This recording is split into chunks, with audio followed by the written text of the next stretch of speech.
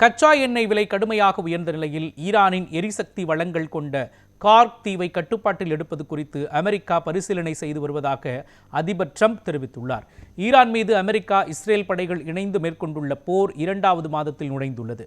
Iran மீதான தாக்குதல்களின் இடைநிறுத்தத்தை America நீட்டித்துள்ள போதிலும் போர் முழுமையாக முற்றுப்பெறவில்லை. இந்த நிலையில் உலக சந்தையில் கச்சா எண்ணெய் விலை மீண்டும் கடுமையாக உயர்ந்தது.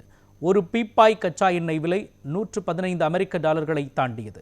இந்நிலையில் ஈரானின் எரிசக்தி வளங்கள் அடங்கிய முக்கிய தீவான கார்க் தீவை கட்டுப்பாட்டில் எடுப்பது குறித்து அமெரிக்கா பரிசீலனை செய்து வருவதாக அதிபர் ட்ரம்ப் தெரிவித்துள்ளார்.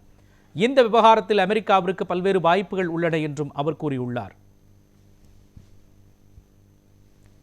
இதற்கிடையே ஐக்கிய அரபு அமீரகம் உள்ளிட்ட வளைகுடா நாடுகள் மீது ஈரான் தொடர் தாக்குதல்களை நடத்தியது. அபுதாபியில் உள்ள அலுமினியம் தொழிற்சாலை மீது ஈரான் தாக்குதல் நடத்தியதாக தெரிவித்த ஐக்கிய அரசு இதில் பொதுமக்கள் பெருமளவில் காயமடைந்தனர் என்று கூறியது. ஓமன், குவைத் நாடுகளும் தங்கள் மீது ட்ரோன் தாக்குதல்கள் நடத்தப்பட்டதாக தெரிவித்தன.